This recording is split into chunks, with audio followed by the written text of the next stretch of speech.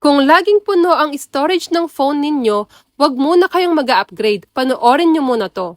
This is Orico Portable SSD External. Mayroong 512GB hanggang 2TB storage capacity. Napakadaling gamitin guys. Isaksak mo lang through this cable sa phone mo, tapos automatic na yan magko-connect. Punta ka lang sa files and then browse, makikita mo na yan dyan, Orico. Okay, try natin mag-transfer ng files. Yan, pili lang ako ng 5. Sobrang dali nito, very user-friendly. Pero, take note ha, yung supported nito is iPhone 15 and above. If yung phone ninyo is iPhone 14 and below, kailangan nyong gumamit ng OTG, which is hindi ako masyadong familiar about don. Pero pagkakaalam ko, meron din si Orico ng ganon.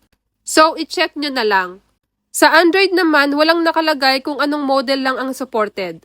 So, ganyan lang ang pag-transfer ng files. Napakadali, segundo lang tapos na. Ilagay ko na lang ang link sa ating basket.